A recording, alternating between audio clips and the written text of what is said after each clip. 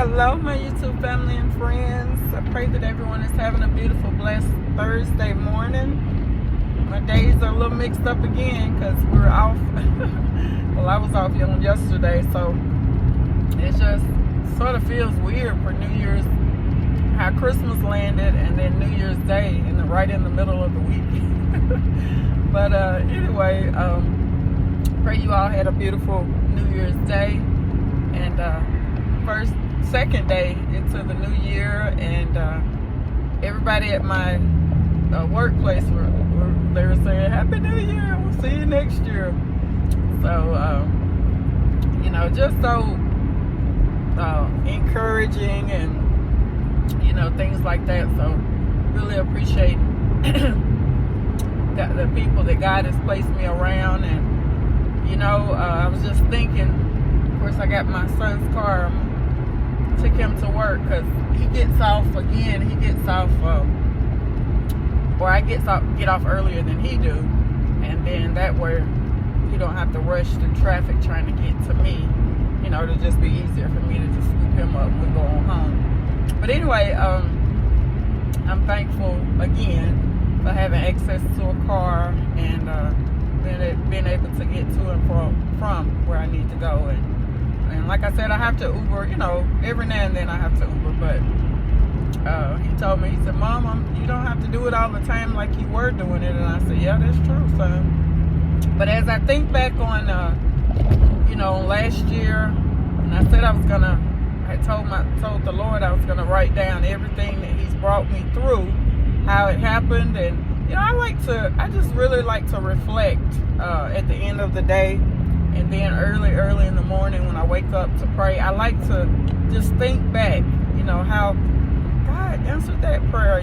God worked that out, which he always does. But, I like to see I'm thinking about how it happened, that thing happened, and then how he just worked it out, how long it took, and then how he worked it out in the end. I love to reminisce on that, on his goodness. That's what I'm doing. But I was thinking about how, I know y'all probably tired of me saying it, but I can't stop saying it because, I'm just so thankful. And when you've never had to be without something,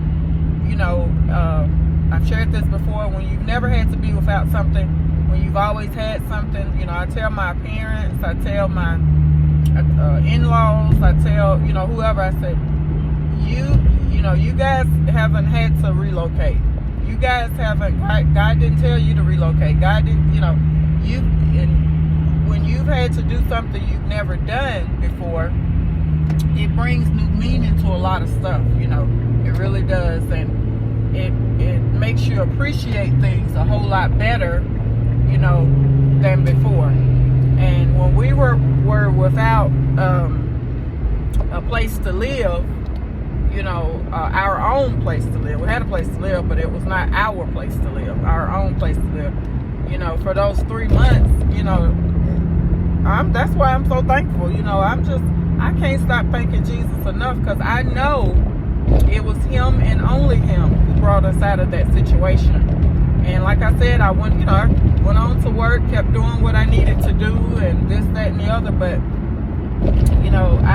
I was just so, it's like, how did I get myself in this position, because I was so trying not to get in that position. But like I said, 2024, as I think back upon it, and I know I'm not by myself, but I'm talking about myself, I didn't make the best decisions, I really didn't. And I did what I thought was best, but it wasn't best. And that's why we gotta always seek the face of the Lord. And the lady who we moved in with, she said something toward the very end. She was like, maybe the enemy crept in, and he seen, where me and her were both so needy and so desperate.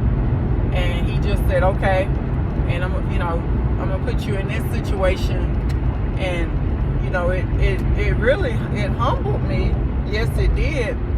But at the same time, I was sort of, disgusted with myself, because I was just like, I want my own place, and even going into it, I was okay with it, because I was like, well, I don't have it. It seemed like I didn't have any other choice. And we had just come out of the hotel, the extended stay place, and it was nice, but it was expensive.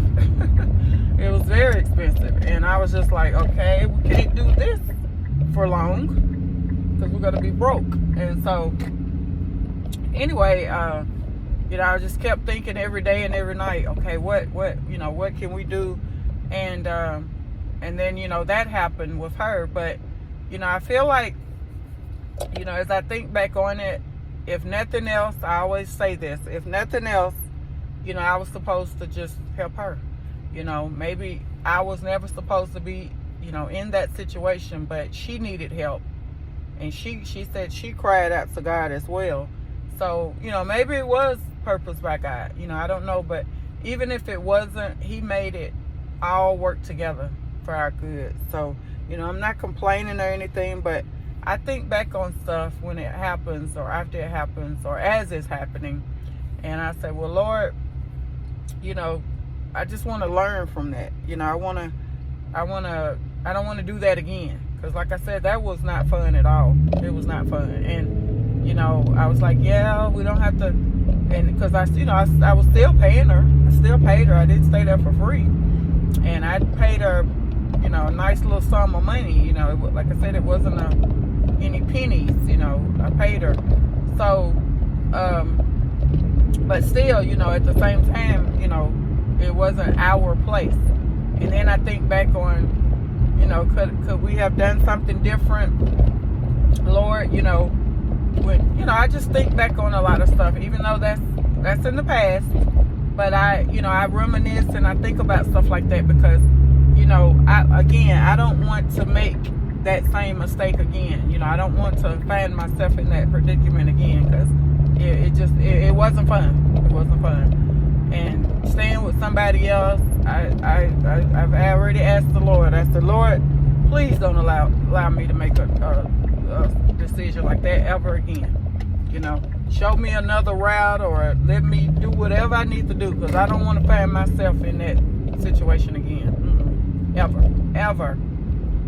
So, but like I said, we all have made mistakes. We all we fall short every single day of His goodness. But it's just I feel like it's a must that we need to learn from our mistakes. We can't just keep making them over and over and over. We got to learn from them. We got to do better from them. Ask God to help us make better decisions. And that's one thing I do miss about my late husband. It's one thing I can say about him. He thought things through, and he made sure he made good decisions. And like I said, it's not that I'm making these decisions wrong intentionally. I'm doing my best, and God knows that. He knows that. But I just at the same time, I think a lot of times I overthink, and I'm asking the Lord to help me do better in that area this year, because you can think on something for so long and ponder on it and still mess up. I'm just gonna be honest. You still can mess up because you've thought about it. You've thought about it way too long, and then they always say it's a saying. I think it says go by your first instinct or whatever, however you say it. And that's true. Go by whatever you were led to do at first. That's what you should do.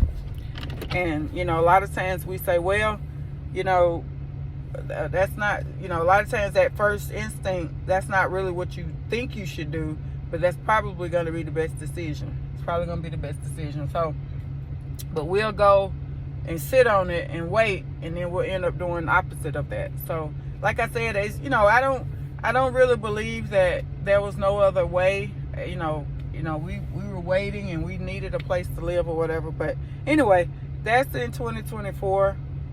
Close the door on that, on bad decisions or whatever that was not, that we were not supposed to do. But I thank the Lord. I just brought that up because, a lot of times we I like to, like I said, I like to reminisce on things that I've done so I won't make that same mistake in the next year. And I was listening to a gentleman, I don't listen to him all the time, but he has a remarkable testimony what happened to him. He was placed in jail and this, that, and the other. But his video came across my YouTube channel, my YouTube feed on yesterday. And I was like, let me listen to this. So basically he was saying, you know, don't do the same thing. You know how we always say, Happy New Year. It's a brand new year. And I can remember years ago, I never did it because I never really needed to do it. But a lot of times, you know, in the new year, people say, well, I'm going to lose weight. I'm going to lose 20 pounds. I'm going to lose 30 pounds, 40 pounds, whatever. I'm going to exercise more. I'm going to try to do better at my job. I'm going to get a promotion this year. You know, we set all these goals, self-fulfilling goals, and he was saying that they're short-lived. And that's so true, you know, and they're under the category of New Year's resolutions. And that's not even of God, but that's another video. But, you know, we're so focused on that's something we want to do and we would like to do, but that's not, you know, according to the Lord. Yeah, we probably need to do all of those things. But at the same time, you know, we need to have goals that pertain to God, pertain to his holy kingdom and his holy word. And so anyway, he was just basically saying those goals are short-lived, and you get into maybe the second week of January, and then it's back to doing the same thing you was doing the previous year. And you go all the way through that year, bad habits, bad choices, same stuff, you know. You don't no longer want to do all this stuff that you were wanting to do at the beginning of the year, and you find yourself halfway through the year, and you got 6 more months left, and then you, like I said, you're back. He was saying you're back at the same thing, and he said it just keeps repeating itself every year. But he said you got to make up in your mind that you're gonna do better, and you're gonna live better, and you're gonna, you know, you can't just say it. You got to do it. You got to do it. So that really resonated with me, y'all, because I was like, that is so true, you know. And you go through that year, and you're like, okay, it's a brand new year until you start falling back into the same stuff that you were doing in that previous year. And it's like, and I even said that to the Lord. I said to my children too, but I said, you know, it felt like, you know, and I don't really feel like it's true for God, but because he teaches us in every situation. But I was telling them, when we had to move out of that last condo we were in, where the lease didn't get renewed, and then we ended up going to the hotel, I said, seemed like we're going backwards, you know, instead of forward. And but then I later found out witchcraft was being practiced upon us. And so, but that's not an excuse. But what I'm saying, you know, the spiritual realm is very real. But again, God allowed me to know that. And I said, well, I'm more determined than ever to see what God has for me in 2025. Because I said this on my video on yesterday. I really believe that this is the year of restoration. He's going to restore so many of his children that where the enemy has stolen things from them, things that you lost years ago, or you thought you lost. He's going to give it right back to you, and it's going to be wonderful. It's going to be, and it ain't all about money. It's about restoration of peace, restoration of love, you know, of whatever it is that you have prayed for. He's going to give you back that and even more. So we look forward to this year. Let's not get in the same rut that we always do. We say Happy New Year, and we're going to do this and do that. And like I said, by the end of this month, we find ourselves still doing the same stuff. We got to make that change, y'all. We got to make that change, and we got to live that change. So again, it's more than just saying. It's you got to live it. You got to live it, because, you know, otherwise you're living in all the previous years that you know, that's already gone past, you know, because it's just a number. It's 2025, but if you're not making a change, it's still 2024. It's still 2023. It's still 2022. So let's you know, some people could care less, I guess, you know. Well, it's a new year, you know, and they happy with their life, you know. But you know, I want to do more. I want to be more. I want to live better with Jesus. I want to in him. You know, I want to make a difference in this world. You know, I'm not satisfied with just the same stuff, same year in, same stuff in going into that year and going out. You're doing the same stuff every year. You know, I like different stuff. I like new stuff. So again, as always, I pray that you always hear Jesus speaking through me and not just me. Have a beautiful, blessed day today. You were already blessed when Jesus woke you up this morning. Go out and be a blessing to somebody today. Be a blessing. Encourage somebody. Don't give them bad advice. Give them something that Jesus told you. You know, share it with them. Don't be ashamed to talk about Jesus at your job, at the store, at the gas station, wherever you at, the Goodwill, wherever. Share the word of Jesus Christ. Somebody needs to hear it, and they waiting on you. Talk to you later. Bye-bye.